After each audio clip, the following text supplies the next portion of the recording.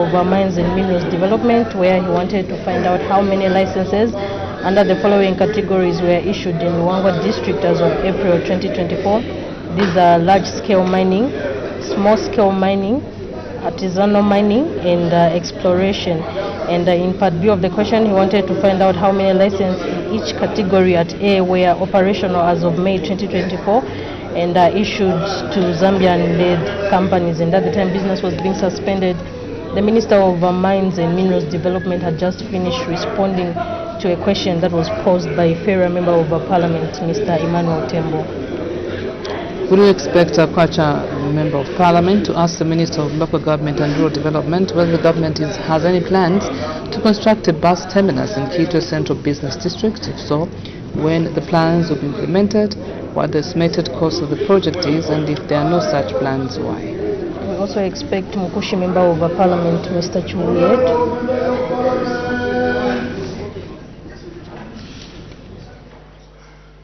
Madam Speaker.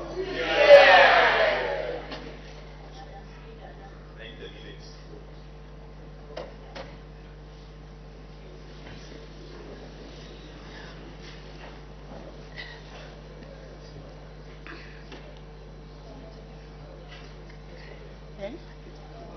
33 remaining.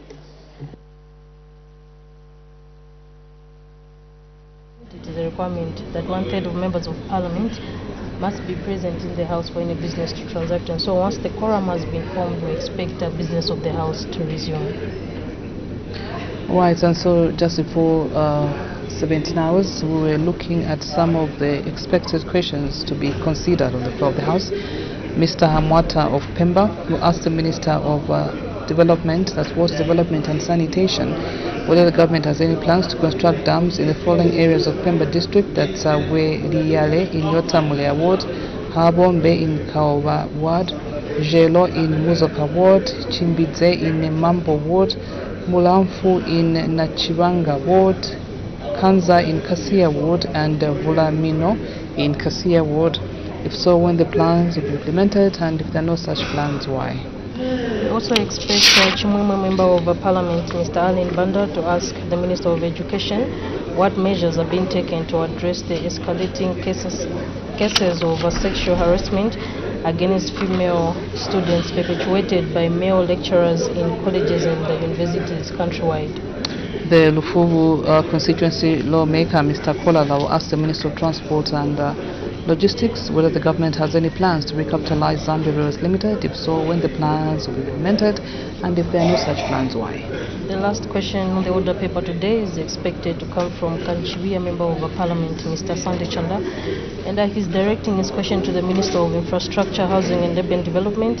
He wants to find out when construction of the district administration offices in Kanchibia district will commence, what the estimated cost of the project is, what the estimated time frame for the completion of the project is, and what the short-term plans for office space for operations of essential government services are.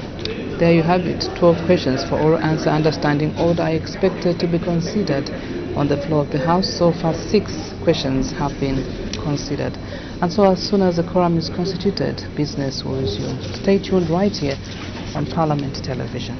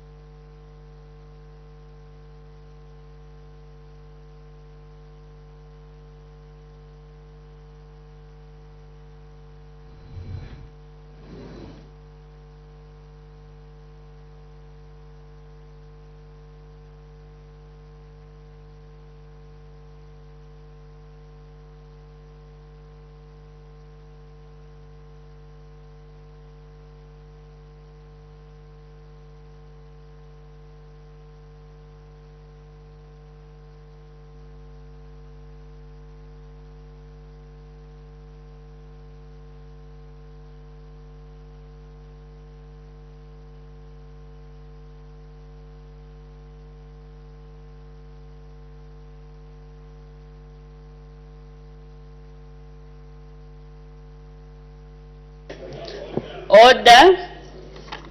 When business was suspended, the House was considering question number 78 on the order paper asked by the Honorable Member for Feira. And the Honorable Minister of Mines and Minerals Development has just finished responding. Any supplementary questions? The Honorable Member for Kasenengwa.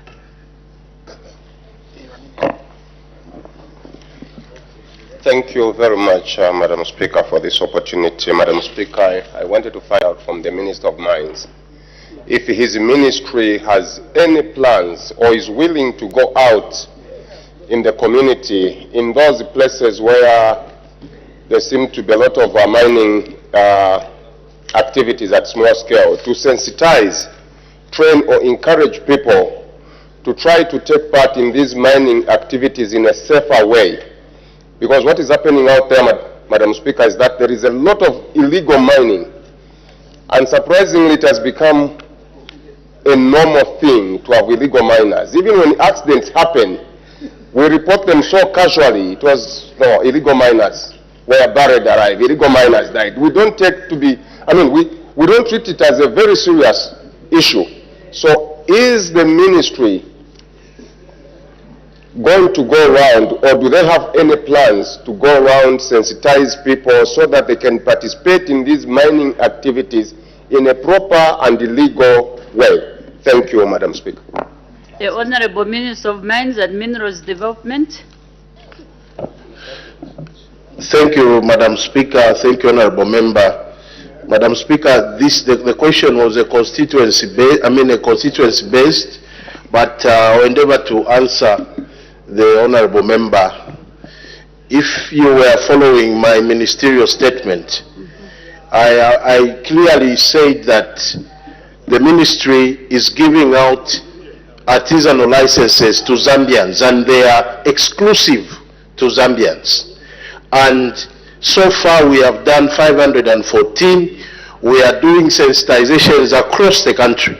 Madam Speaker, as we are speaking right now, we have Zambia National Service in various parts, including Copperbelt, in Kasempa, in Mumbwa, to prevent illegal mining.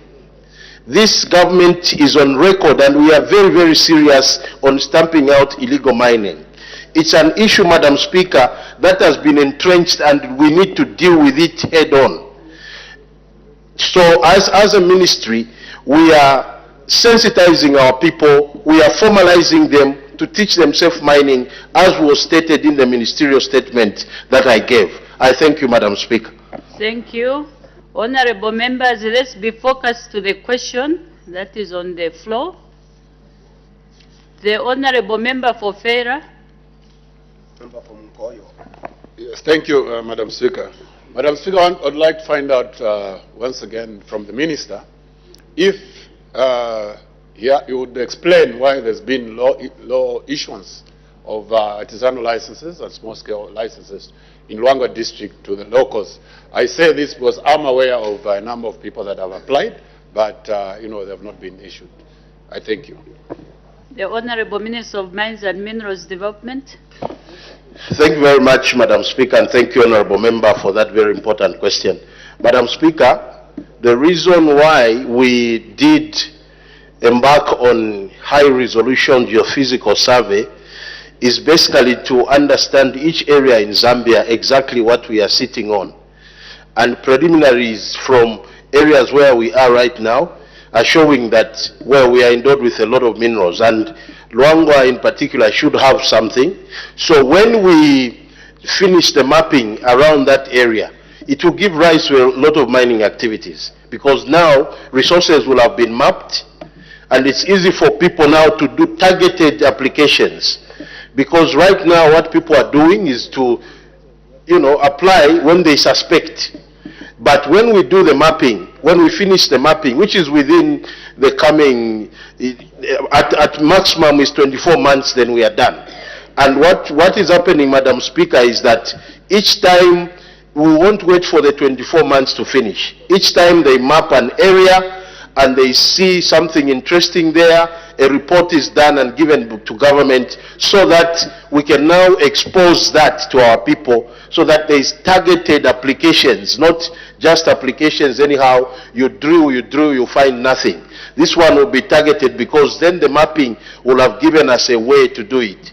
So I do, understand your concern, Honorable Member for FAIRA, but be rest assured that government is working out systems that will make a lot of areas riddled with mining activities. I thank you, Madam Speaker.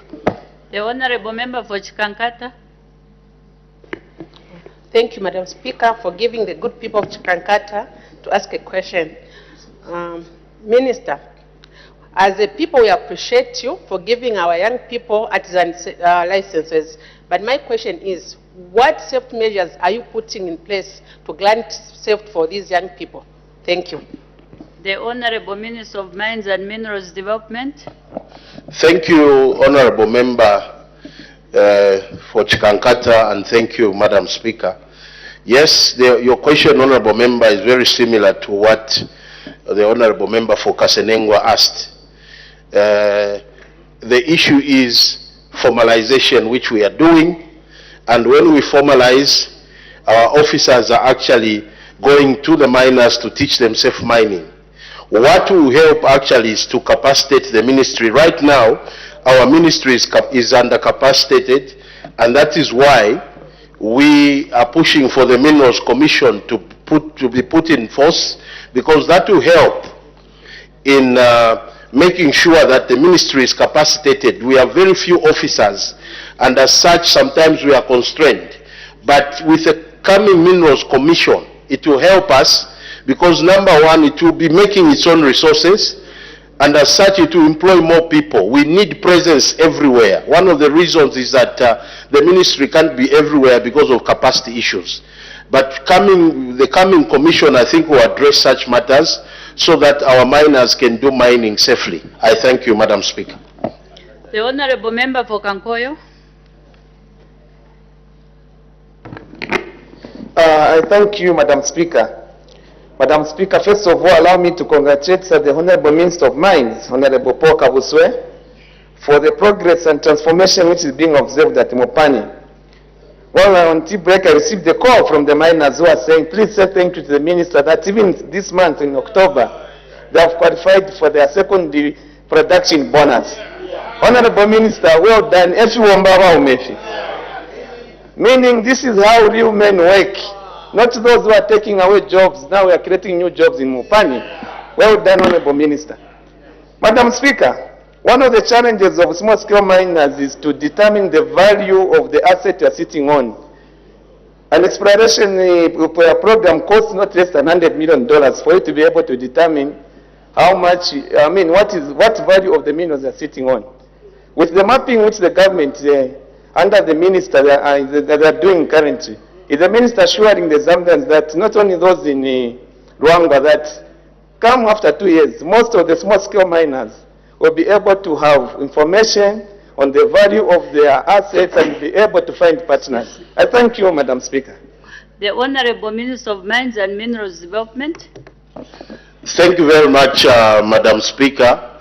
And Honorable Member, thank you very much for the kudos, but I must say that the owner of these kudos is a vision carrier. We are basically implementing the vision of the UPND and President Hakainde Hichilema, because he is a visionary leader indeed. Madam Speaker and Honorable Member, I want to say that the reason why this visionary leader allowed that we do mapping, which is a very, very expensive undertaking, is exactly what you are saying. We, as government, are also getting ready by forming a special purpose vehicle, but we also want to encourage Zambians to consortium. We have a lot of miners, we have mining gurus that are still alive in Zambia, like Mr. Shamtete, like Mr. Mtati, like several other mining gurus that are actually alive in Zambia that can form consortiums and benefit from this mapping, because our encouragement as the New Dawn government is to have more Zambians participating.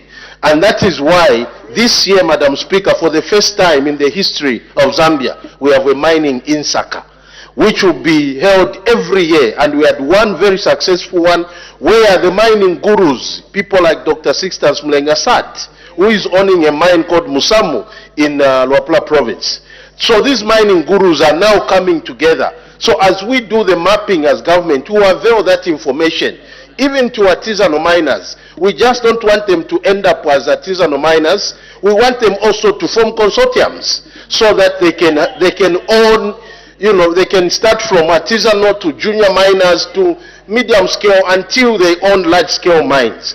As Zambians, we are encouraged by the leadership of President Hichilema to begin to think outside the box, that we can be the Mopanis of this world, we can have the Mopanis of this world, we can have the KCMs of this world after this mapping is done. And according to the preliminary reports, Madam Speaker, the results look very promising even for people from Mitete. The honorable member for Mitete was telling me, why haven't you mentioned Mitete? Because planes are also flying in Mitete, and people are saying that these are the planes that are dropping lions.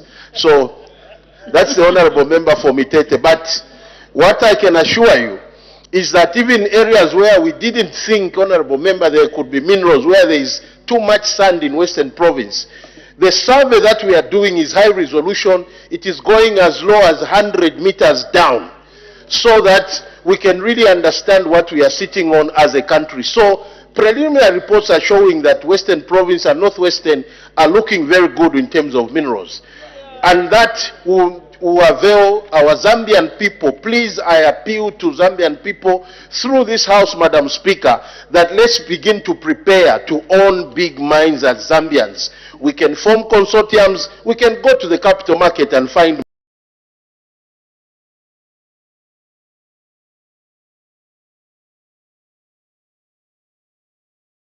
province, a large-scale manganese mine.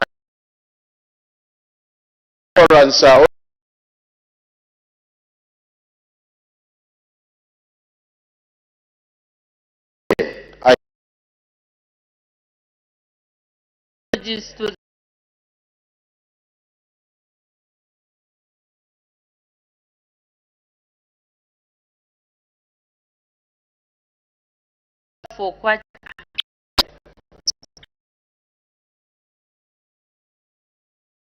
people of Kwacha have the pleasure to the Honorable Minister.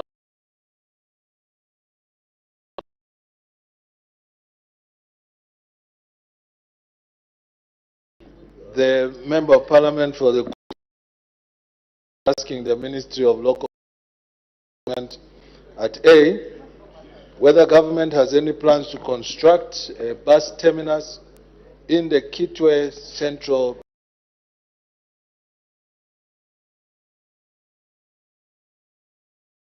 at C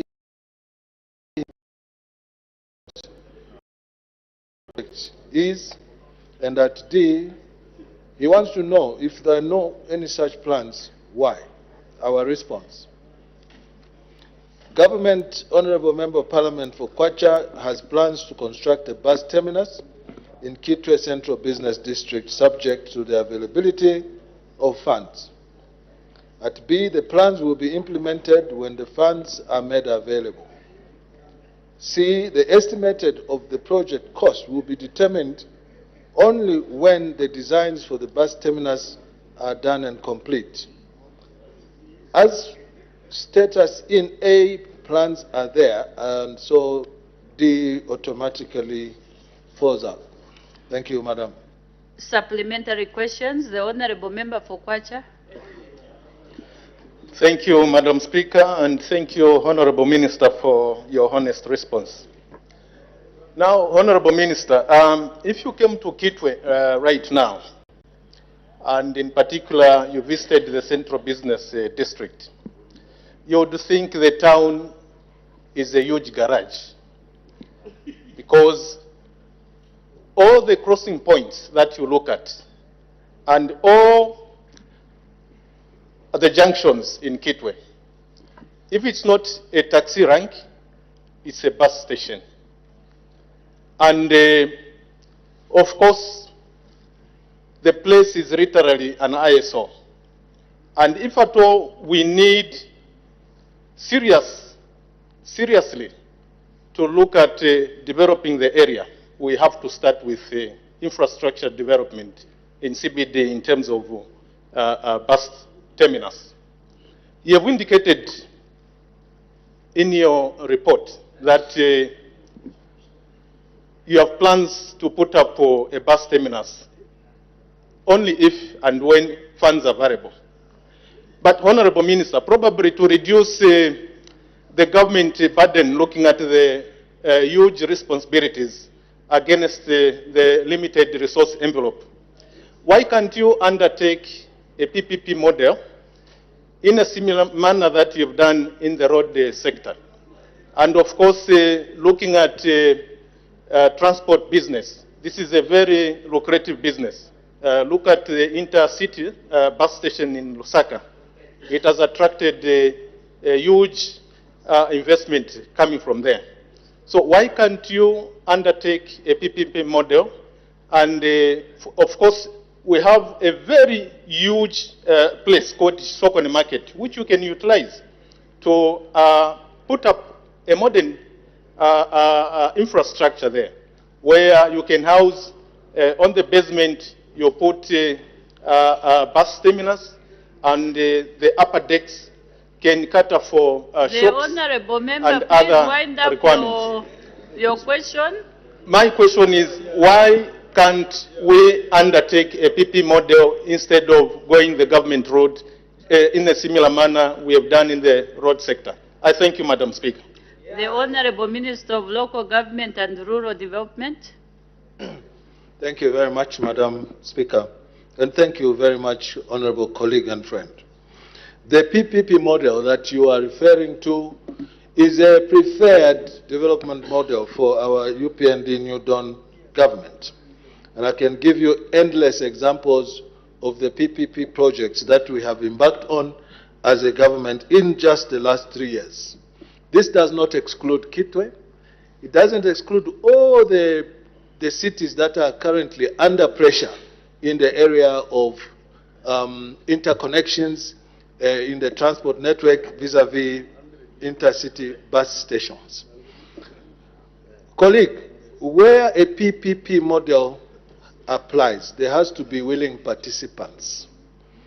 We may be desirous to get a PPP model in Kitwe, but there has to be someone to come and show interest to invest. At policy level, we have made it abundantly clear that is a model that we have embraced, that we wish to run with, but we have also been very cautious against overcommitting the country, as the case was in the past, where PPP models were signed up for as long as 65 years in the case of Lubama Market here in Lusaka. So we are very careful on how we should proceed, lest we mortgage our country. So to answer you in short, even a PPP model does require the availability of funds. And so if you have anybody interested with a bankable document that can assist us to do an ultra-modern intercity bus station in Kitwe, we'll be more than willing. They'll be knocking an open door. Thank you. Thank you. The Honorable Member for Chiengi. Thank you. Thank you so much, Madam Speaker. Honorable Minister, we have a beautiful intercity in Livingstone and also in Kalomo. Why can't the government come up with an initiative that you standardize in all the towns, like you just like Kitwe, Ndola, and provincial headquarters? Why can't you just standardize these kind of bus terminus instead of maybe other parts feeling like it's only happening the other side? I thank you, Madam Speaker. The Honorable Minister of Local Government and Rural Development. Let me thank you, Madam, for the opportunity, and also thank the colleague for that question. The intercity bus station or terminus in Livingstone was born out of the Zambia hosting the UNWTO.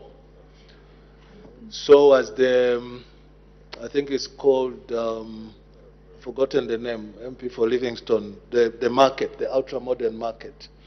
Government then was responding to the hosting of the UNWTO. So the government at that time deliberately decided to focus on Livingstone to do that intercity bus station that was not open until after we took office. It was a white elephant because even as they started doing it, those who were there before us, they never completed it. So with the UNWTO finished and the target had not been met, and therefore we came in and completed the project as per pronouncements by our leader, the President of the Republic of Zambia, Mr. Hakainde Hichilema, who said we will complete all projects that were begun by MMD, that were begun by PF, and not segregate any. In the case of Kalomo, that you referred to, Honorable Member of Parliament, I submit to you that Mazabuka, where I'm privileged to be MP, has a similar type of bus station, an intercity bus station. And as I'm speaking to you now, people are busy constructing intercity bus stations in Eastern Province. This program is a sponsored program by KFW, a partner that we work with from the Federal Republic of Germany. And so if the donor, in this case the KFW, wish to extend that courtesy to other towns, we can only cooperate with them, but we cannot dictate to them that we want this bus stop to be here or this bus stop to be there, because they've got their own benchmark of determination of where, which areas and jurisdictions they would like to leave their footprint. Thank you very much. The Honorable Member for Chifubu. Thank you, Madam Speaker, for giving the good people of Chifubu an opportunity. Honorable Minister, it comes as a good news that you have plans to give us the intercity bus terminus in Kitwe. My question to you, Honorable Minister, is, have you identified the place where you are going to construct this intercity bus terminus, or you will go with the same former KMB? Thank you. The Honorable Minister of Local Government and Rural Development. Thank you very much, Madam Speaker, and also thank you, Honorable brother and friend from Chifubu. Are we going to identify another piece of land altogether in Kitwe for the construction of this bus station, or we are going to use the old KMB? Let me give you a little bit of background. When we took office in 2021, we had found a contract that had been signed by Kitwe City Council with a company whose name I'm going to withhold, to construct an intercity bus station in Kitwe at a private piece of land using the PPP model. Unfortunately, the company that was offering this partnership with government had challenges with the Zambia National Commercial Bank to get their processes done in order to secure that loan. And as a consequence to that, the project fizzled off. It died. The country that we live in has this preponderance of resisting good things. We would be happy to set up the intercity bus station at KMB, because KMB is central, KMB is ideal, and the last we spoke, there is a place around Ganaton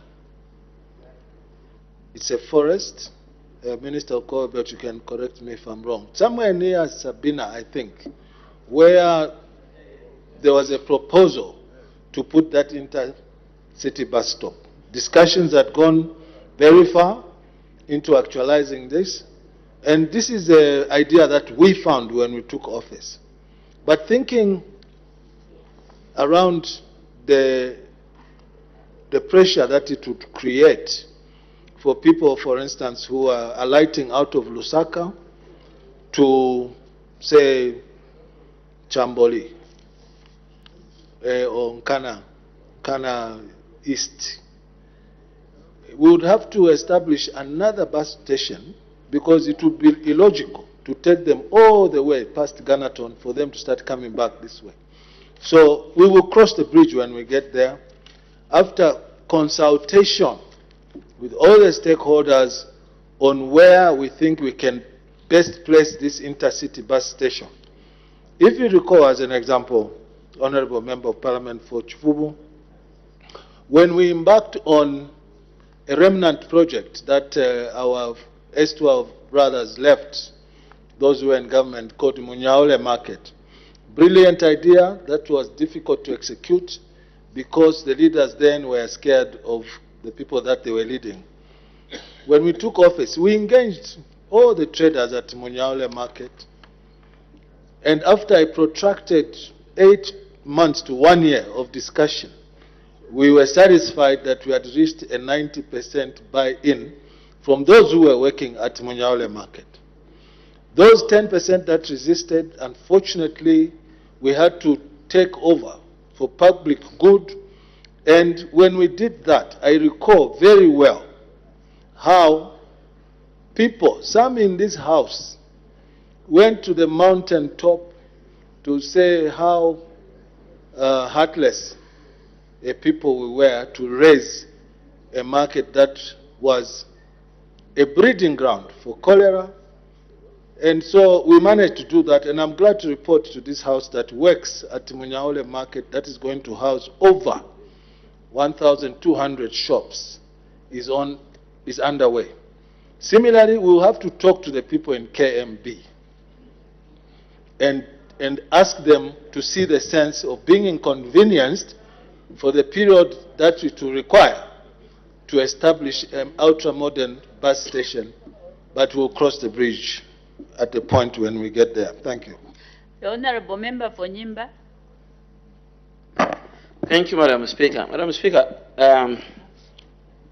it's a good idea that the minister has got plans, but practically asking for governments, for cities like Kitwe, asking for that, those should be, the intercities for government should be built in areas like Nyimba, where the councils have got very limited resources to construct a bus terminal or a bus station.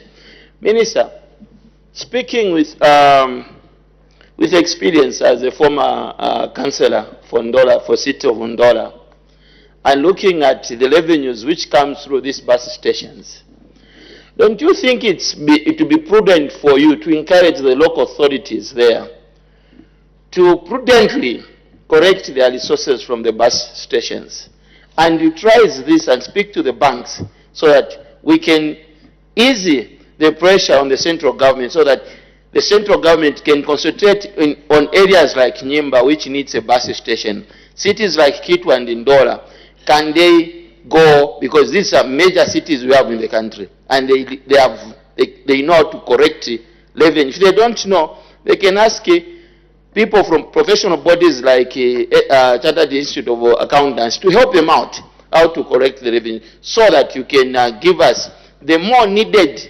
government resources to areas like Nyimba. So my question to you, is it possible that you can have a seminar with the council secretaries and their managements in these big cities so that they can stand on their own and start constructing these things? Thank you, Madam Speaker.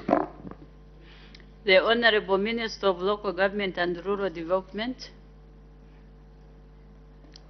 Thank you very much, Honorable Member of Parliament for Nyimba, for that question that you posed.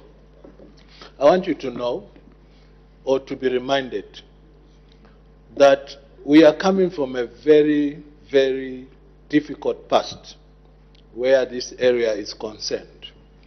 The area of collection of levies in public areas, such as markets and also bus stations. You know, you don't need to be told, but you can be reminded that at the time we took office, the councils, some, were sharing revenue with the political party members. That doesn't happen no more. You can search high and low, because we have a leader who, at the point when he took office, he made his pronouncement, which was extremely clear and reverberating to the whole nation, that there shall be no permission for cadres to harass travelers, to harass traders. He was also clear that this is not to insinuate that you cannot operate in the markets. There was places like Kamugodi, I'm sure you know, you don't need to be told.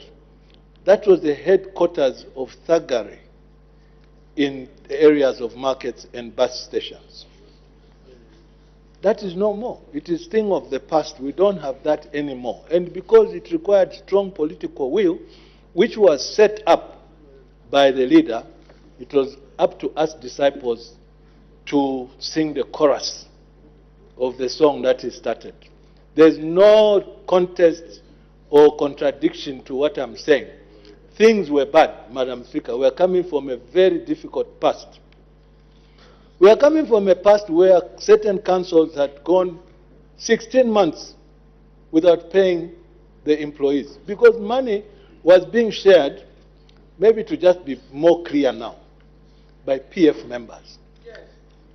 So that we call a spade and not a large spoon. The party that was in government then institutionalized the issue of political cadres, and pronouncements were made at the pinnacle of the leadership where they shamelessly held meetings that were publicized to say, as PF, when there's alienation of land to give our citizens, and if there are 500 plus, make sure that you put 200 for party members. It became the pig, the party and its government.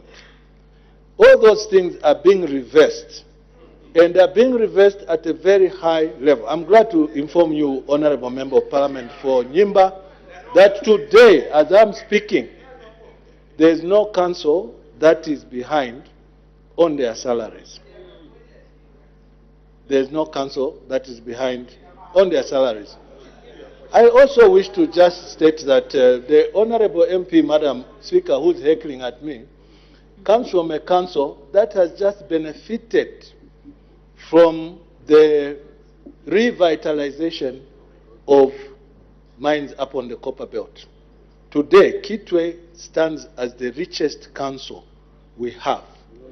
From a mine that had gone to the grave, to a mine that Mr. Hakainde Hichilema resuscitated, and today, the directive was that all the retirees from the council should be paid. It has happened.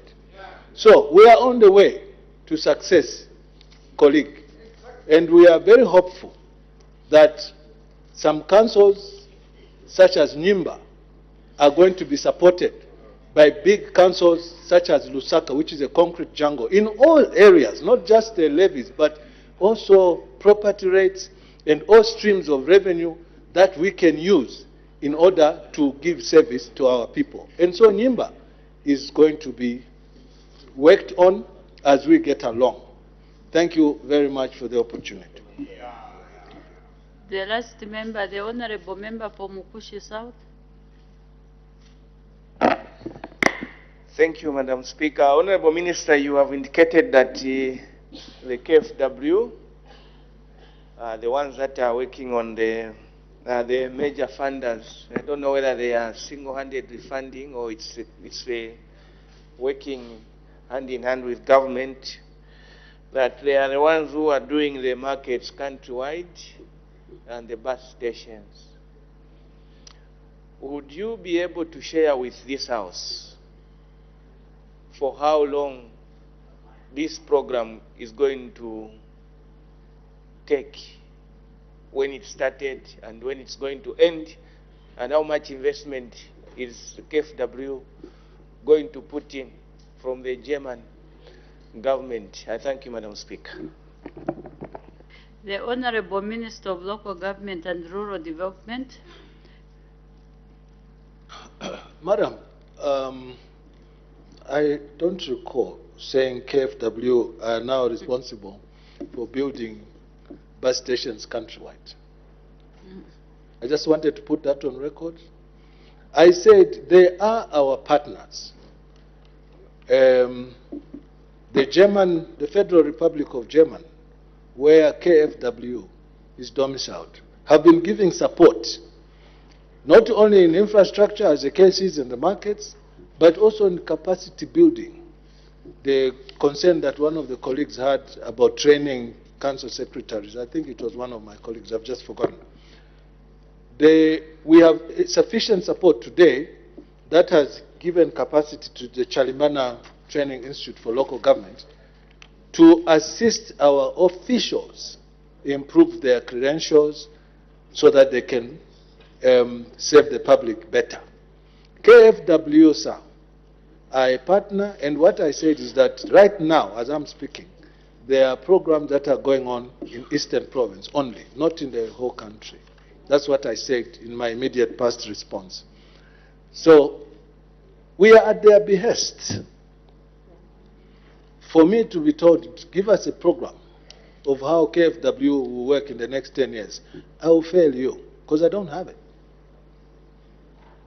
But you yourself, being a friend of mine, can come to the office, we sit down so that we can educate each other. And I've made this open invitation to all of you, members of parliament, who have concerns about the development agenda that the ministry is responsible for in your constituencies, to come so that we can sit together and speak about how we can best serve our people. You are welcome to even assist us draw a program. But for now, I can only leave it at an open invitation to come to the office. As the President has said, we are one government. You who are opposing and us who are privileged to run the state affairs. We are one government. And you ignore coming to our offices at your own peril. When we were sitting that side, madam, as I terminate my answer, it was seldom to be given a blanket invitation to say, come to the office, let's sit and discuss and see how we can save our people. The doors were closed there in most ministries. The moment they heard that, oh, Isawa ku UPND, meaning Abuela waku UPND or the UPND has come, they would even tell you the minister is not available. I can give you examples. I can tell you in my stretch as an MP, I only went to a minister of local government, Vincent Mwale, and Walyangandu. The rest, the doors were shut. That's the difference that we come with. Thank you. Next question, the Honorable Member for Mukushi North.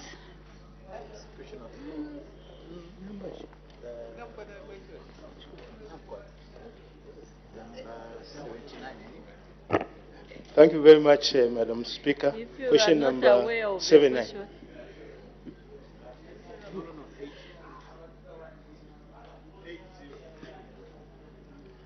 The Honorable Minister of Mines and Minerals Development. Thank you very much, Madam Speaker.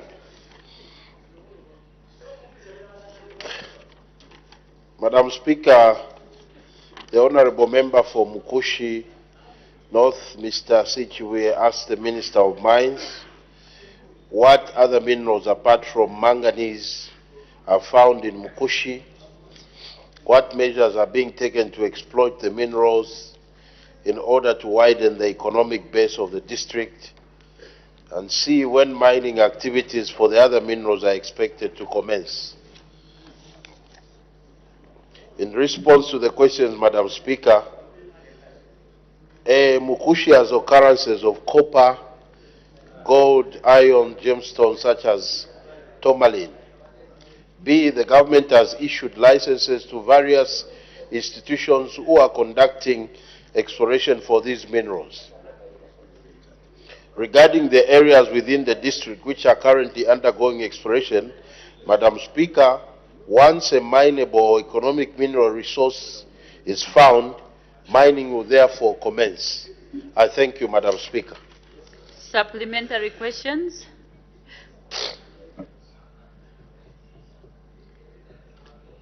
The Honorable Member for Mukushi North. Thank you very much, Madam Speaker. Thank you, Honorable Minister, for the response. I just wanted to find out what the ministry is actually doing on the existing minerals that are there already, like manganese, and indeed formalizing the operations of existing mines, such as Sako mining site, whereby we are seeing a lot of illegal mining taking place. And that is a potential area for our people indeed to have maximum benefit economically. So what is it that you are doing to actualize the already existing minerals in the area that can benefit the people of Mukushi? Thank you, Madam Speaker. The Honorable Minister of Mines and Minerals Development. Thank you very much, Honorable Member, and thank you, Madam Speaker. Honorable Member, the program of formalization for government is for every place. If you remember in the previous question, I talked about the issues of capacity that are really a challenge to us, but we are trying as much as possible to roll out formalization to all areas, including Mukushi. We, like I said, we've given out several licenses to artisanal miners. It's a way to formalize them. And Mukushi is inclusive. I know that at the time we were taking over, Mukushi had rampant illegal mining. And in fact, we have tried as government to see that we give people formal licenses than what was happening in the past. It is not something that we can easily cure now, but I think we are working towards curing that problem of illegalities around the Mukushi area. I thank you, Madam Speaker. The Honorable Member for Mukushi North. Thank you for the response. Once again, Honorable Minister, you have only talked about copper. But we have seen other minerals like gold around Mukushi. Why are you not mentioning gold in your responses? Thank you, Madam Speaker. I'm sure you did. The Honorable Minister of Mines and Minerals Development. Madam Speaker, you're right. I did mention it's not only copper. It's everything. Manganese. Mukushi is known for a lot of manganese. But generally, Madam Speaker, what will help is what we are doing now to map the country. Remember, it is something that I used to sing about in our initial years when we were just voted into power. I said, we are going to map this country. And that is the solution. Because we can't just be doing Baba Zonke mining. This one is there, that one is there, without knowing really what we are sitting on now. We are going to know. And it will be systems, it will be methodical, it will be, targeted mining, not the way we've been doing it in the past. I thank you, Madam Speaker. The Honorable Member for Chipiri. Thank you, Madam Speaker. Although my question has been tackled, but through the question that the Honorable Member has asked, but I still wanted just to find out whether, Minister, your ministry, because mostly we only hear about copper, but I don't know whether your ministry does analytical analysis in some of these minerals to know exactly what type of content, is in one ore, because mostly it is just copper, when in fact there could be gold and other minerals. Thank you. The Honorable Minister of Mines and Minerals Development. Thank you very much, Madam Speaker, and thank you, Honorable Member. That's a very important question. I want to assure you that this government has taken the issues of mineral content analysis very, very seriously. It is one of the reasons the Minerals Commission is coming. I know we've been doing that in the past, but I think sometimes as a nation, we are shortchanged. But we are taking this matter of mineral analysis very, very important, because we know, yes, Zambia is known for copper, and we have a lot of copper. And copper is the future, because copper is a critical mineral. But I want to tell you that when you look at our strategy, and I will invite honorable members, the booklet on minerals, on the critical mineral strategy is there. Critical minerals include copper, manganese, lithium, nickel, and etc., etc. So there is a strategy on how we are going to deal with these critical minerals, so that Zambia is not just focusing on copper while other minerals are being mined and we are not aware of the activities happening. So really that one is very important, to make sure that even when we are exporting, we are now working together with ZRIA, we are working together with other line ministries to make sure that we do not just look at copper, but there is, concerted efforts to make sure that we analyze the mineral content in every mineral that we want to export. I thank you, Madam Speaker. The Honorable Member for Kafulafuta. Madam Speaker, I wish to sincerely thank you for this opportunity to make my views known in this House. Madam Speaker, when it comes to this mining business, I must confess that every time I hear about giving cooperatives or individuals mining licenses, I actually shudder, because we are not the last people to be in Zambia. We have children and our children's children. And I keep thinking about the future and what we'll leave for the generations that are to come. I'd like to know the prudence of this engaging the government from doing the actual mining, or if the government doesn't have money, to find partners to work with instead of giving licenses to cooperatives and individuals. I'd like the Minister of Mines to give me reasons as to why we cannot preserve. Where we know we don't have money, we are better off to leave these resources to our children who are yet to come. Are we in a hurry, that serious hurry, to ensure that we mine everything that Zambia has? I think I'd like the Minister to give me the wisdom in wanting to give or preferring to give cooperatives, individuals, at the expense of letting the government, who are the owners of the minerals, to engage with either private partners or the government itself running the mines. I thank you. Though the question seems to be outside the question on the floor, which talks about what other minerals are found in Mukushi district. The Honorable Minister, I don't know whether you've got an answer for that outside question.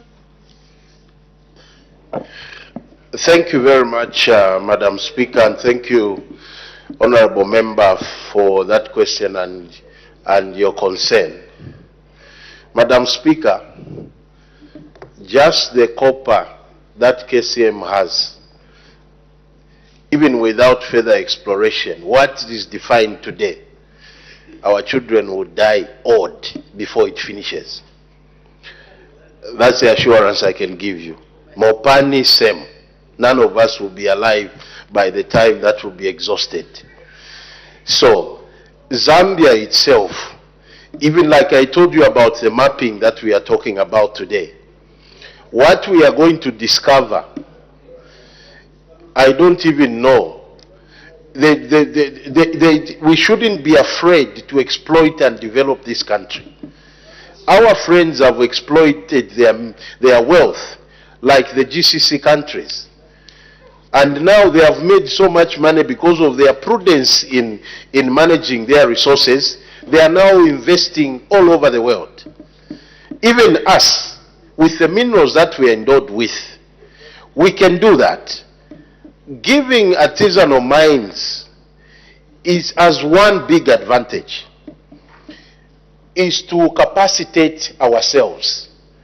I want to tell you that mining is not a poor man's business. Most of the people that do exploration, just exploration, you heard from the honorable member from Kankoyo, you are already rich. If I have to invest in a mine $100 million, I'm a rich man. But what we need to do is to create capacity within ourselves. The only thing that we need to do is to make sure that the business mind is inculcated in our people, so that we don't do from the pit to the pot, because that has been our practice. We always do from the pit to the pot. What President, if you've heard about President HH's message today, is that let us do investment expenditure. That's what we've been lacking. Even the so-called Jerabos we are now calling small-scale miners, the money they have been making from all these, if they were prudent to invest in doing bigger mines, we could have had a lot of Jerabos who are mining gurus. But what used to happen is that when they mine from those dumps, kula skidana mamoto kamkitwe, meaning they are skidding with their vehicles, going to grab women, ukupasama kitchen party, no buteko kusenda kwa te buteko, meaning, Madam Speaker, they even lost respect for governments. That's why we have their remnants who are telling governments that even as we have people, we can take you on. That is the spirit coming from the past, and that is where we are losing it.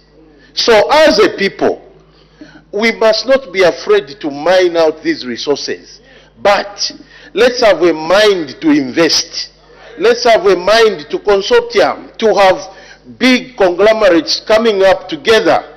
If this Jerabo makes 10 pin, that one makes 5 pin, they get what they can use, but the remainder of the money they put together, they go to a financier to say, we have this mine, we have 10 pin, can you add another 50 pin so that we make a big mine? So we need to start thinking outside the box as Zambians. And that is why the president keeps on saying investment expenditure. When the president, for example, raised an issue of the tractor, people were laughing that no, he wants us to be buying tractors. Yes, when you buy a tractor, when you do cultivation, the next thing you are going to buy is a Benz while you are looking at your tractor. So that is the mindset change that we need.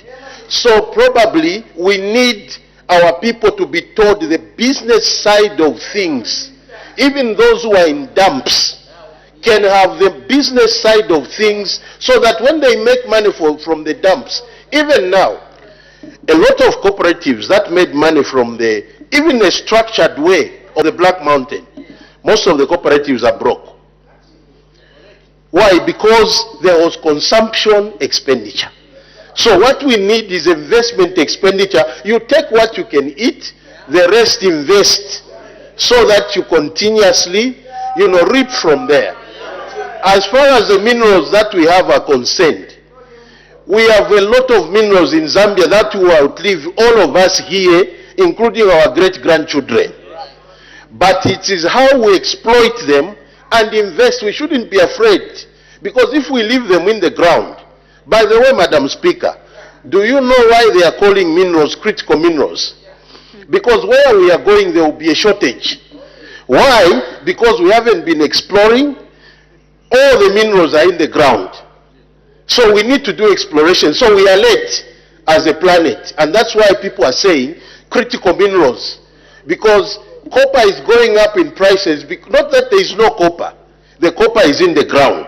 We haven't done the science of mining. We have to map, to drill, to find the copper.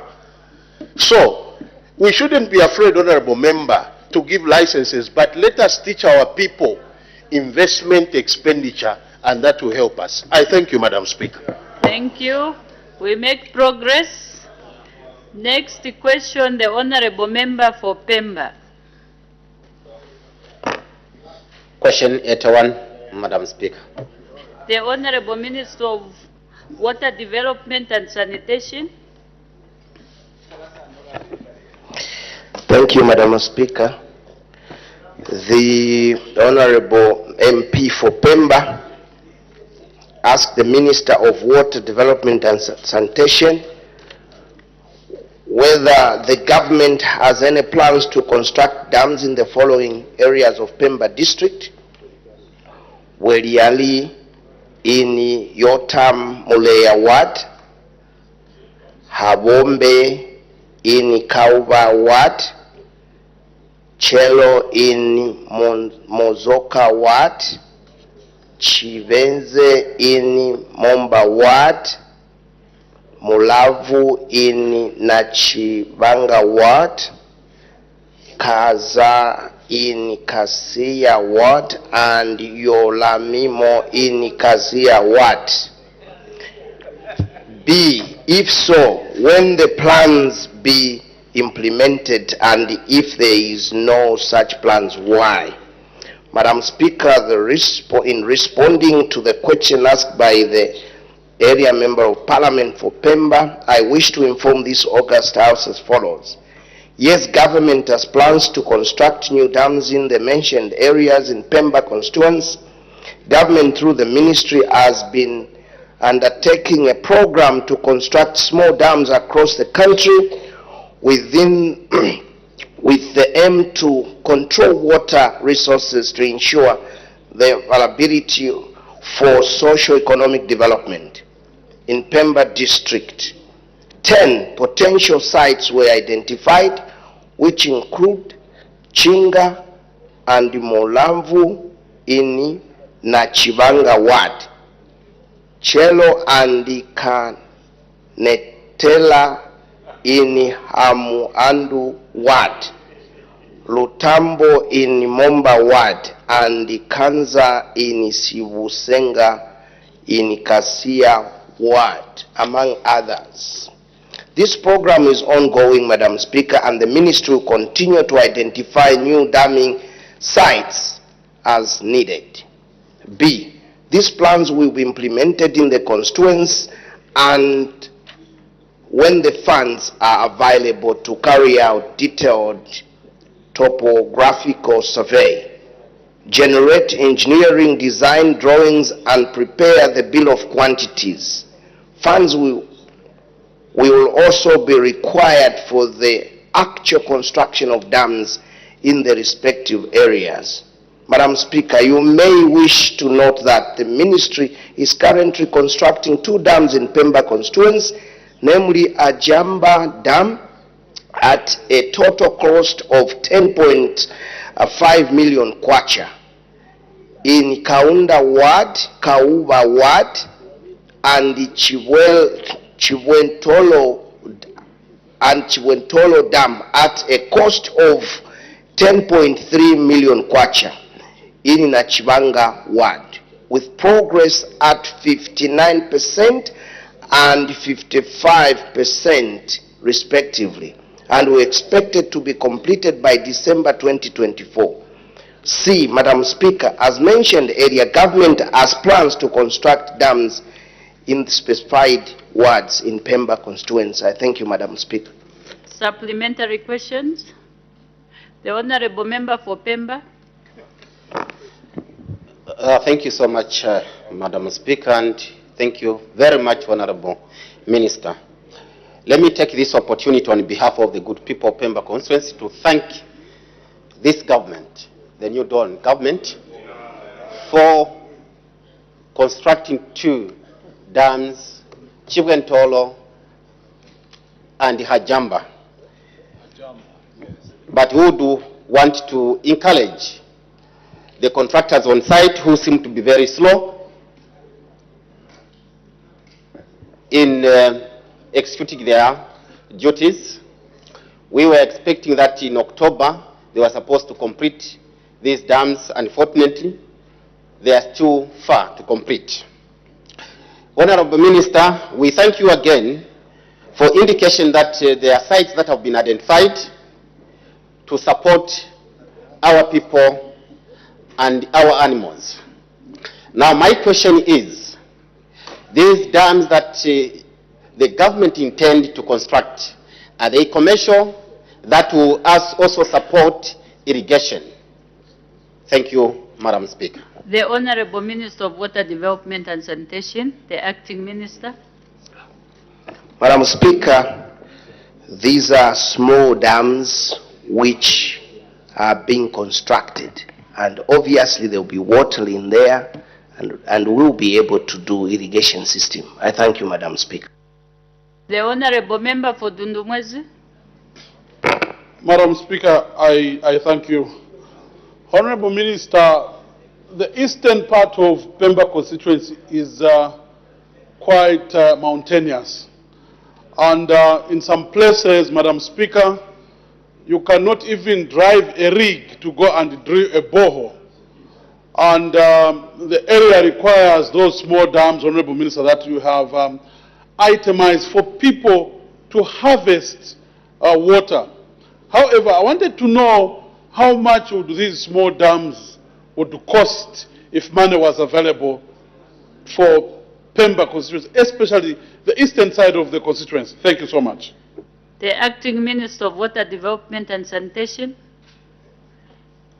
It's very difficult, Madam Speaker, to estimate now, but the figures I have for these dams that are being constructed, one is being constructed at 10.5, and the other one is being constructed at 10.3. So in that range, even those other dams will be constructed. Thank you, Madam Speaker. The Honorable Member for Momba. Madam Speaker, thank you very much. Honorable Minister, thank you for the responses. I just wanted you to give us credit. You indicated that these are ongoing projects. And all these dams, by your own admission, Honorable Minister, there's no work that which has started. Now my my comment is, Honorable Minister, on all these projects that which we do, this government wants to tie everything to programs such as the 8th National Development Plan, which is ending in 2026, the Vision 2030.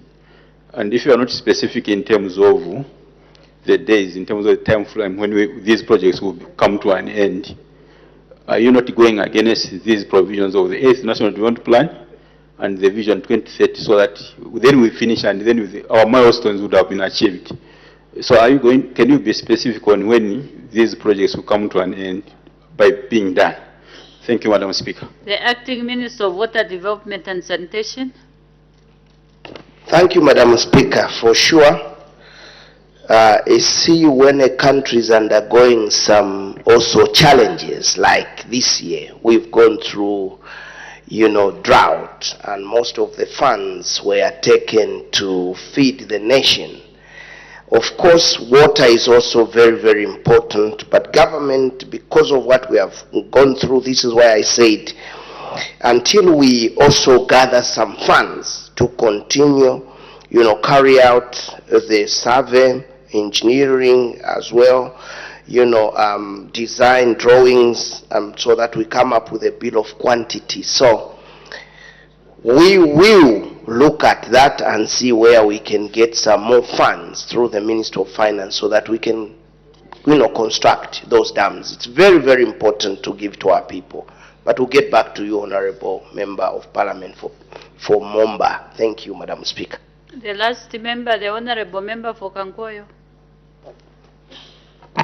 I thank you very much, Madam Speaker. Madam Speaker, I spent my childhood life in this eastern part of Pemba, which is not not only a hilly place, but it's a valley. We struggled to find water at the time I was there from 1992 to 1996. And there was a drought in 1992. Now, looking at the drought we're experiencing today, I can only imagine what the people in that village are going through. I want to make an appeal to the minister, the acting minister. Kindly expedite the works of giving those people the dams, otherwise life there has been very hard, learning from my experience. I thank you, Madam Speaker. Thank you. You want to comment? The Honorable, the Acting Minister of Water Development and Sanitation. Yes, Madam Speaker, the comment is that water is life, and we will definitely, as a ministry and government, we have to give our people water, and this is why the ministry has been tasked to make sure that we give our people throughout the country. I thank you, Madam Speaker. The Honorable Member for Pemba. Thank you so much, Madam Speaker. Honorable Minister, the areas that you identified, seriously, they need water, but from the response, it may take a bit of time to have the resources and have these dams constructed. Now, my question is there any short-term intervention measures that can be employed, say, 2025? Thank you. The Acting Minister of Water Development and Sanitation. Madam Speaker, the short terms, water is life, I said it, and he's a member of parliament for Pemba and he's got funds through CDF. So through CDF you can see what you can do, Honorable Minister. Thank you, Madam Speaker. Thank you. Next question, the Honorable Member for Chimwemwe. Question 82, Madam Speaker. The Honorable Minister of Education. Thank you, Madam Speaker. Mr. Allen Banda for Chimwemwe constituency asked the Minister of Education what measures are being taken to address the escalating cases of sexual harassment against female students perpetuated by male lecturers in colleges and universities countrywide. Madam Speaker, I wish to inform the House that to address the rising cases of sexual harassment in higher education institutions, the following strengthened measures have been implemented in public colleges of education to ensure safe learning environments for female students. 1, mandatory induction and orientation. At the start of each academic year, all public colleges conduct orientation sessions for new students, inviting key stakeholders such as Anti-Corruption Commission, victim support units, health and human rights NGOs, and ministries. These sessions provide essential information on rights, reporting channels, and the resources available for students facing harassment. 2, focus sex education and life skill training. Orientation also includes workshops focused on building female students' psychosocial skills such as assertiveness, self-confidence, and communication. These sessions empower female students with the confidence to assert boundaries, including their right to refuse unwanted advances and report harassment. 3, reinforcement of service terms and codes. Regular reminders of terms and conditions of service of public employees and the disciplinary code are shared with both staff and students. This emphasizes accountability and the repercussions of violating professional boundaries. 4, enhanced counseling and support systems. Colleges have strengthened counseling and guidance units that work with local ministries and support services. These units provide a confidential and accessible space for students to report incidents and seek assistance, ensuring students feel safe to come forward.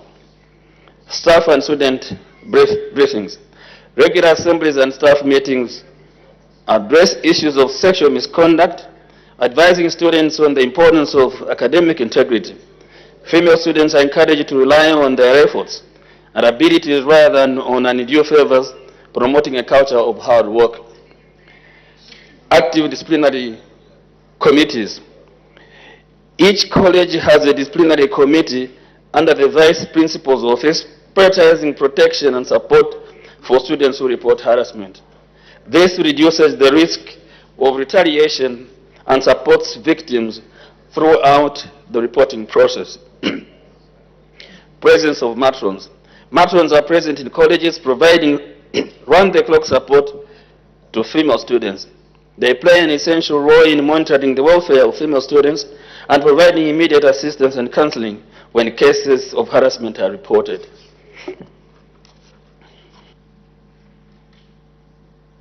Student leadership involvement. Student leaders are encouraged to act as points of contact for peers facing harassment. This empowers students to report incidents in a way that feels safe, knowing they have the support of their leaders. 9, targeted support for vulnerable students. Recognizing that financial difficulties and academic struggles are contributing factors, public colleges offer financial aid options. Vulnerable students may work in service roles during holidays to offset tuition fees. Additionally, colleges encourage the formation of study groups for academic support, which can reduce vulnerability to harassment. Madam Speaker, these measures collectively foster a supportive, transparent, and protective environment, ensuring that female students feel empowered, informed, and supported throughout the academic journey. Madam Speaker, I thank you. Supplementary questions. The Honorable Member for Chimwemwe. Thank you very much, Madam Speaker. Thank you, Honorable Minister. Honorable Minister, we are talking about female students here. And also there are all those lecturers that are professional who also need their reputation to be protected, because it's not all lecturers that find themselves in such incidences. So what measures or plans do you have to ensure that those lecturers' reputations are also protected? Thank you. The Honorable Minister of Education. Yeah, lecturers, well, it depends on, still speaking, it depends on how you weigh the case. Sometimes, yes, there comes a time when lecturers are actually just become victims as well. But I think the code of conduct and the ethics also provides them with how they can be, if you like, supported. So it is how they weigh, the institution weighs the case of a person who reports another person. Thank you. The last member, the Honorable Member for Kanchiwea. Thank you, Madam Speaker. Honourable Minister, do we have any cases of any teachers who have been discharged from the service on account of sexual harassment? Thank you. The Honorable Minister of Education. Yes, of course there are people who have been discharged because of, like I said, to answer the question from Mr. Banda. Cases are weighed, and some people have actually been dismissed because of this harassment. This is just when I saw the question, I said, this is a moral question. But we appeal to people who actually, if you are a lecturer or you are a teacher, there's what we call ethical living. How to protect, because those students or pupils become your clients. So you must know how to protect a client. Clients are not only for lawyers, even in this teaching.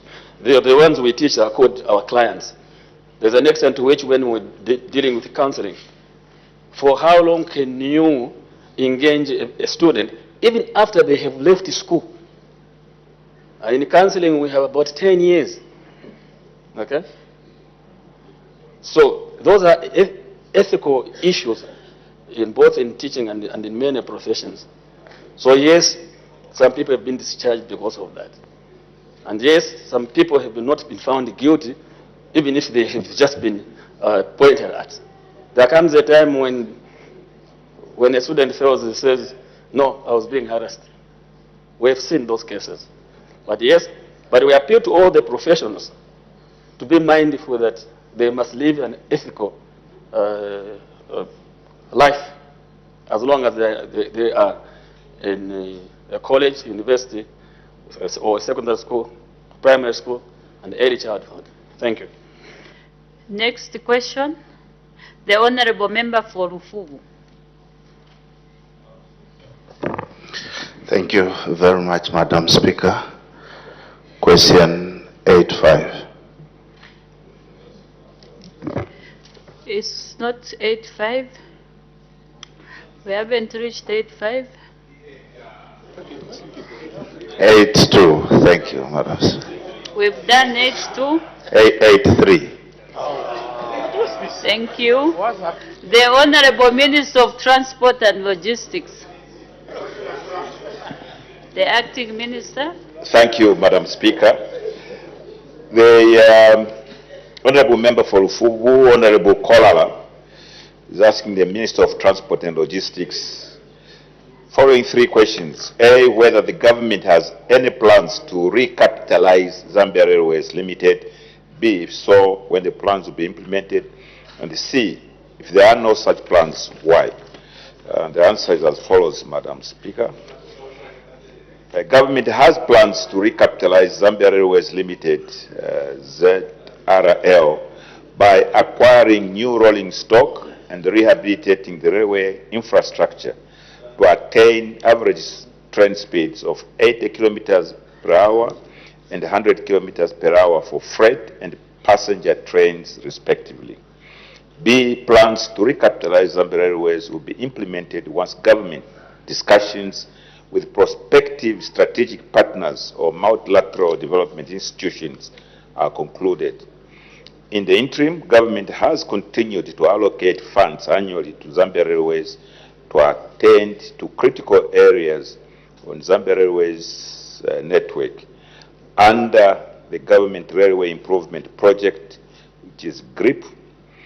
So far, the government has released the following funds.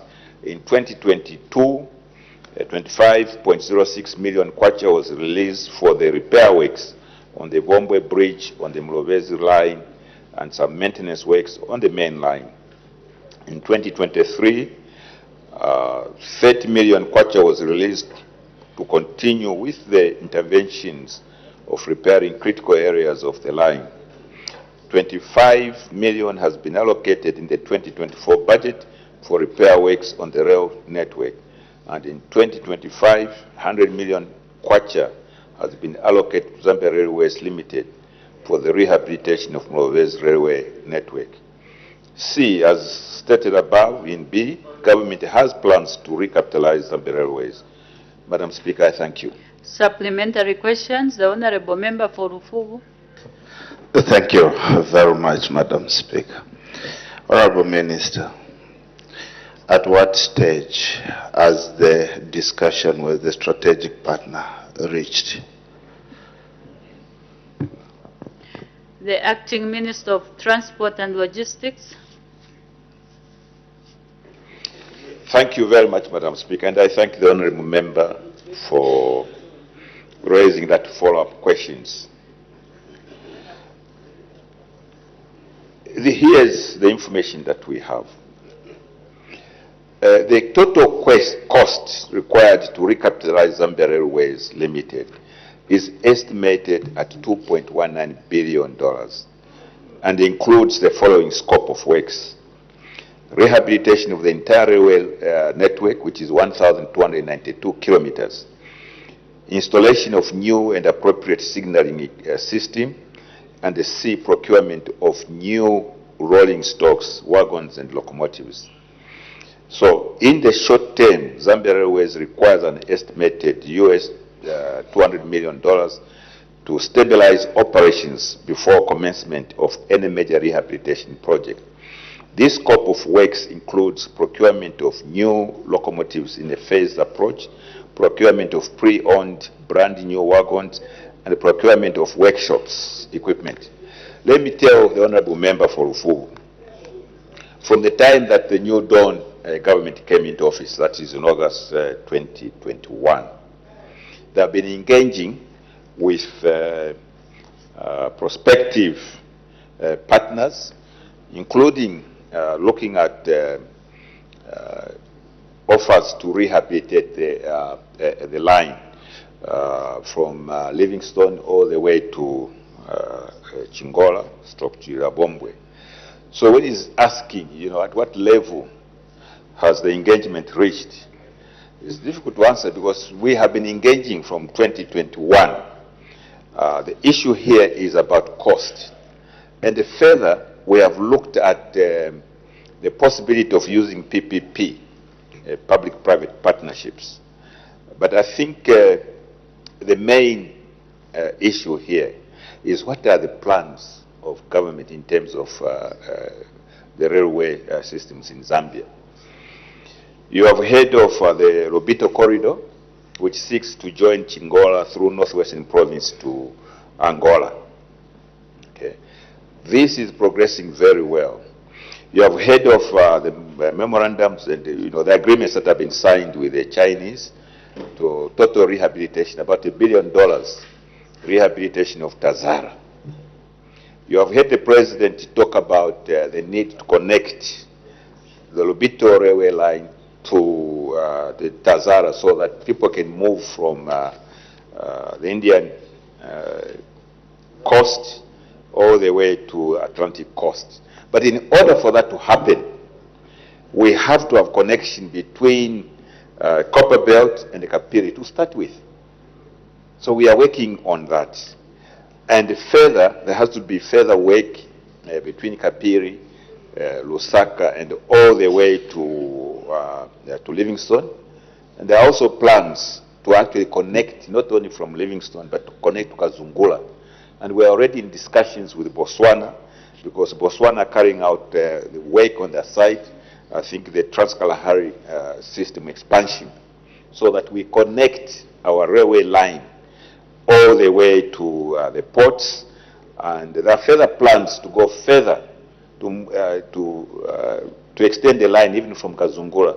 The issue with Kazungula is the bridge that was constructed already has a rail spur across it. So there will be no need to construct a separate bridge. Further, we have talked about the Wolves Bay corridor. It's not just in terms of a road, but it's also in terms of a railway line. That means extending that line all the way to Sisheke and then Katimamulilo there. So the engagement is a continuous process. But until such time as you pen your signatures onto pieces of paper, that is when you can say we have reached a final conclusion. In addition to that, we are also working on the Nakala corridor as well, and also Kafue to Lions Den. All these are rail systems that we want to work on as a government. Thank you, Madam Speaker. The Honourable Member for Rufuvu. Thank you very much again, Madam Speaker. Honorable Minister, you've given very good information and you've given hope to the people of Zambia and especially the workers for Zambia Railways. Just the short answer question. Have you got any time frame to deal with this? Any time frame to say by such a time we could be closing up on this and have the works begin? Thank you. The Acting Minister of Transport and Logistics. We want to, Madam Speaker, we want to conclude these engagements as quickly as possible. It is in the interest of Zambia as a country and this government to ensure that the railway lines and the rail systems are rehabilitated, because that will remove pressure from our road network so that most of the cargo is moved through that particular transport system.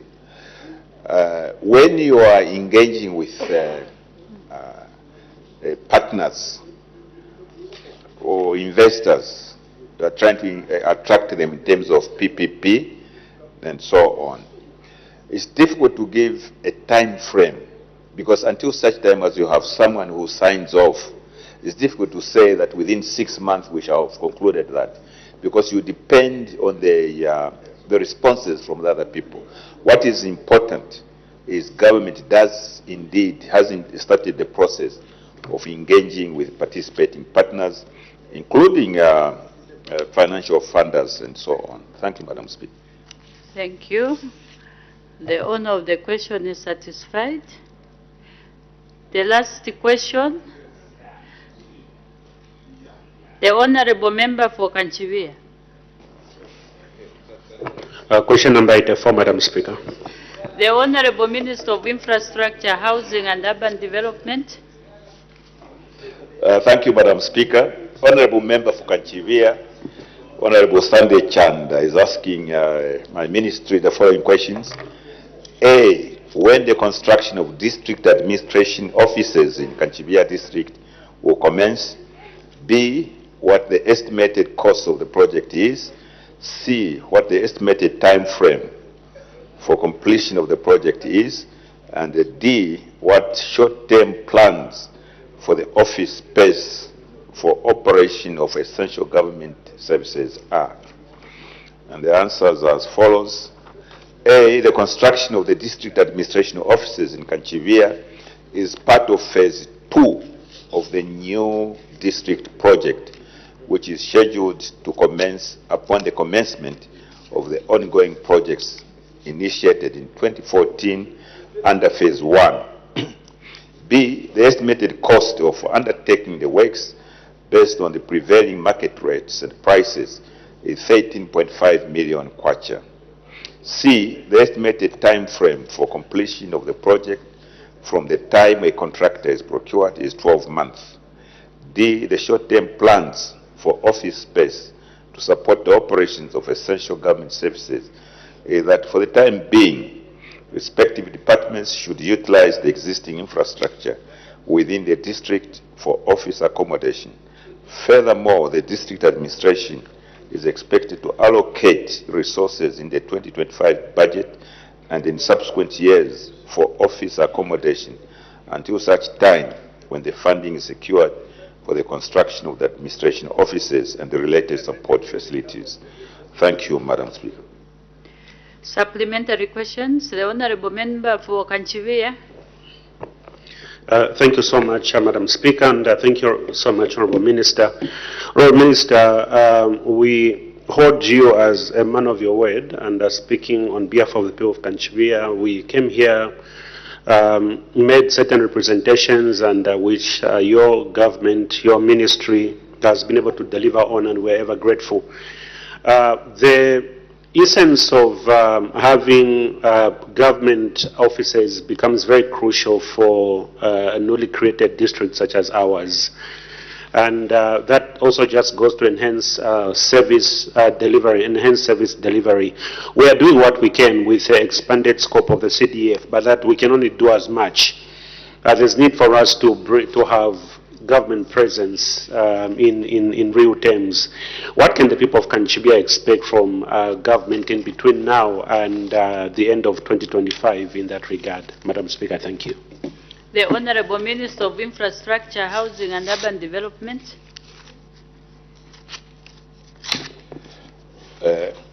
Madam Speaker, I thank the Honorable Member for Kanchivia for his very kind comments on what we are doing to provide services for the people of Zambia.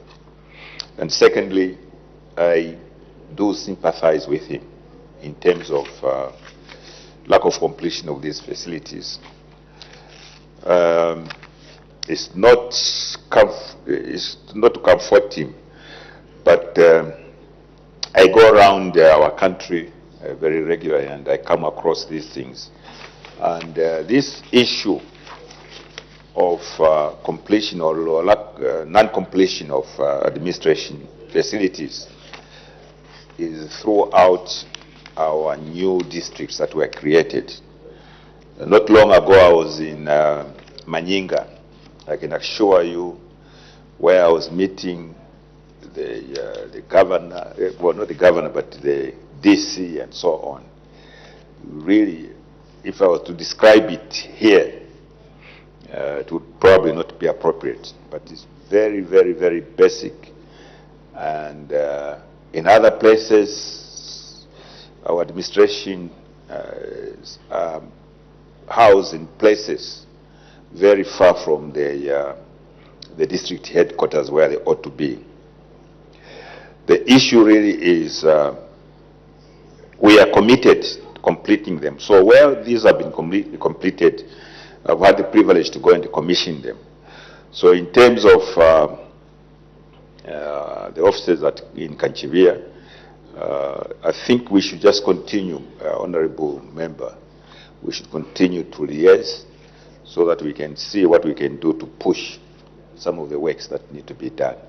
I think that's the commitment that I can give to the Honorable Member. Thank you very much. The last member, the Honorable Member for Bwana Mkubwa. Thank you, Madam Speaker, and thank you, Minister, for the submissions and the answers you are giving. Minister, I wanted to find out from what you've submitted. We have a lot of these district administration offices dotted around 20 low-cost houses and so many around the country. And if your minister at all has come up with a roadmap on how they are going to ensure that some of these, which some have been abandoned at slab level, some have been abandoned at window level, various levels were in Chikankata, Siavonga, and other places. How do you intend to ensure that stage by stage, what is your roadmap from now to 2025 in terms of completion of some of these much needed district administration offices, just like Kanchivia? Thank you, Madam Speaker. The Honorable Minister of Infrastructure, Housing and Urban Development. Thank you, Madam Speaker, and I thank the Honorable Member for Bwana Mkubwa for that follow-up question. One of the problems that we had with new administration, new districts, is that a pronouncement was made, which was very good, because it talked about establishing these administration headquarters all over the place. But this was not backed by resources in the country. And that's why we are struggling. And we came in as a New Dawn government. We have not reversed any of those pronouncements. We have taken the attitude that those pronouncements must be left in place. We should do what we can to complete the works that can be completed. So in terms of 2025, in fact, even Kanchivia, for example, phase 1 that is in that district, in fact, phase 1 for the whole country was for the construction of 33 new created districts in various parts of the country. The infrastructure includes district administration block, civic centers, 2 high-cost houses, police stations, and 10 staff houses, post offices, 10 medium-cost houses, and 10 number low-cost houses. So phase 1 for those 33 districts is scheduled for completion for 2026. Of course, subject to the availability of funds. Very shortly, in fact, not very shortly, I think our committees are discussing the budget. When that is approved, there are some resources that have been allocated to go towards that. But in order to complete everything, phase 1 and phase 2, I think it will take us a bit of time. Thank you, Madam Speaker. Thank you. The acting leader of government business adjournment. Madam Speaker, I beg to move that the House do now adjourn. The question is that the House do now adjourn. Any debate, any objection, the question is agreed to. The House is now adjourned.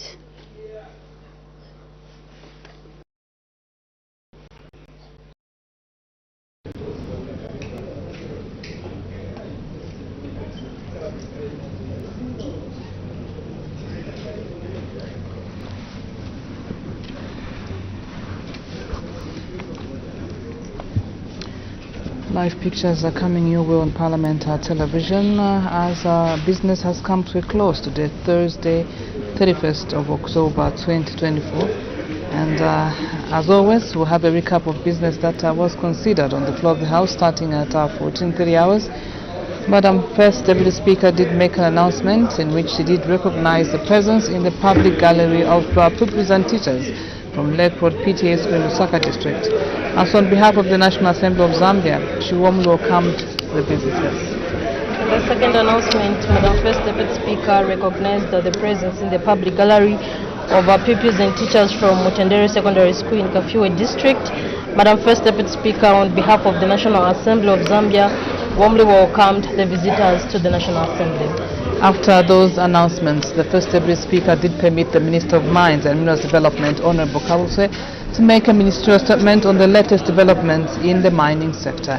And so the Minister did say that the mining sector is undergoing a significant transformation, driven by a series of policy reforms, strategic investments, and exploration activities aimed at harnessing the country's vast mineral resource endowments.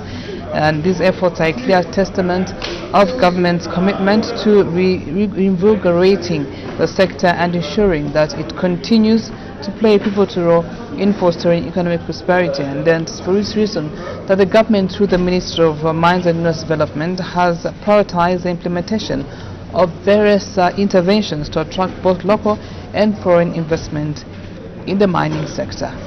And so the Minister did highlight some of the key interventions that government is implementing in the mining sector. He did highlight the first one as investments in the mining sector and recapitalization of Mopani Copper Mines PLC. The Minister said following the unveiling of the International Resources Holdings as a strategic partner for Mopani Copper Mines PLC, IRH committed to recapitalize the mine by investing about $1.1 billion and settle the debt Mopani Copper Mines was owing suppliers and contractors. The other intervention is dewatering of Shaft 28. Government commissioned the dewatering of the flooded Shaft 28 at CNMC Luansha Copper Mines in Luansha at an investment of $500 United States dollars, that's million United States dollars. And this development paved way for the commencement of copper mining at the shaft, which had been dormant for over 20 years. And so this project is expected to create about 3,000 jobs, business opportunities, and ultimately improve lives of the people of Luansha and beyond Luansha. The other key he highlighted is the commissioning of the Kitumba mining project. The Minister said on 17th August 2024, His Excellency President Hakainde Hichilema commissioned the Kitumba mining project in Mumbwa District, Central Province. He said this investment at a cost of $600 million is expected to generate over 2,500 direct and indirect jobs.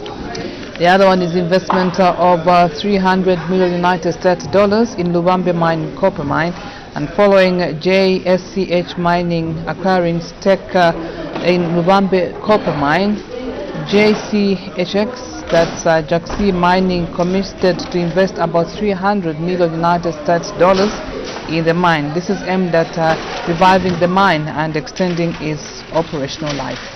Mingomba mining project is another key intervention, and the Minister did say that government commissioned the Mingomba mining project in Chililabombwe, Copperbelt Province, and at about $2 billion is expected to be invested in the project, and over 1,000 direct and indirect jobs will be created. The other intervention is the Lumwana Mine Super Pit expansion project.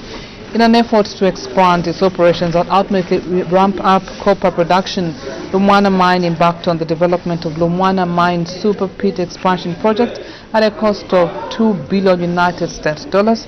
The development of the project has advanced with the first production scheduled for 2028. Once operational, the Super Pit expansion project is expected to produce about 240,000 tons of copper annually over a period of 30 years. The other one he highlighted is a signing of an MOU with Ivanhoe Mining Limited, And the minister did say that government, through the Ministry of Mines and Minerals Development, signed an MOU with Ivanhoe Mining Limited on 24th August 2024. He said that the MOU relates to the exploration and production of copper.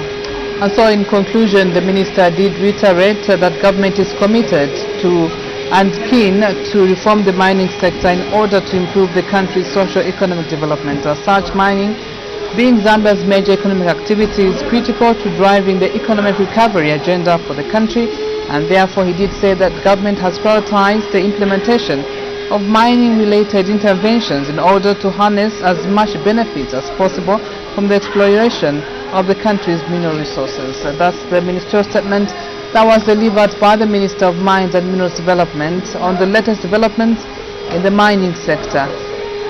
After that, there was a presentation of government bills, and the first bill was presented by the Minister of Justice. He presented the Judiciary Administration Amendment Bill, National Assembly Bill number 16 of 2024, a bill which seeks to amend the Judiciary Administration Act 2016.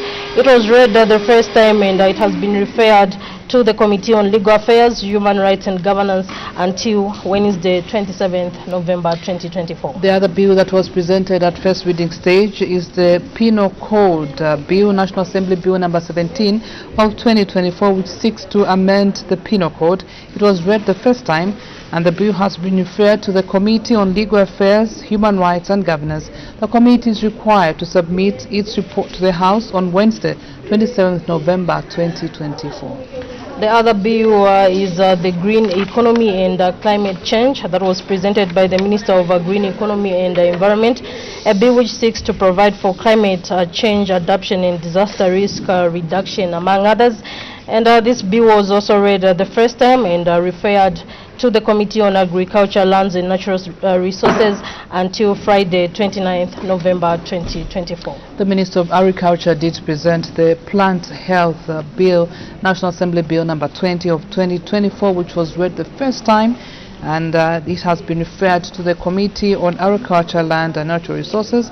The committee is expected to submit its report to the House on Friday, 29th November 2024. And just to say that the bill, among many other issues, seeks to protect plant resources, provide for the functions of plant quarantine, and provide for imports and exports to prevent the introduction of or spread of pests. Another bill was presented by the Minister of Local Government and Rural Development. This is the Local Authorities Superannuation Fund Amendment Bill, National Assembly Bill number 21 of 2024, a bill which seeks to amend the Local Authorities Superannuation Fund Act, and it was also read the first time and referred to the Joint Committee on Local Governance, Housing and Chiefs Affairs and Committee on Local Government Accounts until Tuesday, 26 November 2024. Those are the 5 bills that were presented for the first time or read at the first reading stage to the House. Thereafter, the House went on to consider 12 questions for oral answer understanding order number 80, and we'll look at some of the questions and responses that were provided by relevant ministers or ministries. Question 73 did come from Mr. Chisopa of Mkushi South.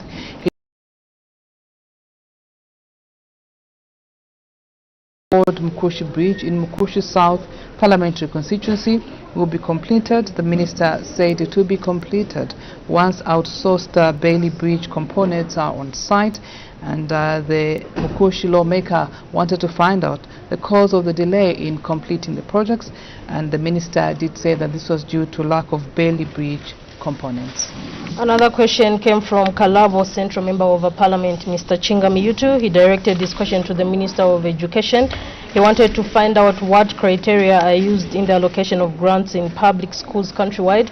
And the Minister of Education did say that they use structures called grants allocation up. In the other part of the question, he wanted to find out what measures have been taken to ensure that the funds are utilized prudently. And the minister did say that they conduct regular audits and also capacity building for teachers handling the funds. And the other measure is that each school is required to conduct strict procurement standards. Mr. Chinkuli of Kanyama constituency did ask the Minister of Justice whether the government has any plans to consolidate all the parts of the Constitution into a single document. And the Minister of Justice, he was acting on behalf of the Minister of Justice, Honorable Haimbe, did say that government, through the Minister of Justice, has already updated and consolidated the revised Constitution. And in the other part of the question, Mr. Chinkuli wanted to find out when the plans will be implemented. And in response, the Minister did say that the updated and consolidation of the Constitution has already been done and will be completed by December this year. Another question came from Feira, Member of Parliament, Mr. Emmanuel Tembo. He directed this question to the Minister of Mines and Minerals Development. He wanted to find out how many licenses under the following categories were issued in Luangwa district as of April 2024. These are large-scale mining, and he said there were 2. In small-scale mining, he said 0. In artisanal mining, he said 0. In exploration, he said 27. In the other part of the question, he wanted to find out how many licenses in each category at A were operational as of May 2024. And the minister did say that 14 licenses were operational as of May 2024 in each category. In regards to how many licenses issued to the Zambian-led companies were there, the minister did say that there were no licenses issued to the Zambian mining-led companies in Luangwa district as of April 2024. And lastly, Kwacha Member of Parliament, Mr. Mulenga, did ask the Minister of Local Government and Rural Development whether the government has any plans to construct a bus terminus in the Quito Central Business District. And the minister did say that government has plans to construct a bus terminus in Quito Central Business District subject to availability of funds. And Mr. Mlengo also wanted to find out when the plans will be implemented, and in response the minister did say that the plans will be implemented when funds are made available. And lastly, the MP for Kwacha wanted to find out the estimated cost of the project, and in response the minister did say that this will only be determined when the design for the terminus are done and completed. Matimba. And so this is a business that has been considered on the floor of the House today, Thursday, 31st October 2024. Remember, business of the House resumes tomorrow at 09 hours. From all of us here, it's goodbye and keep watching Parliament Television.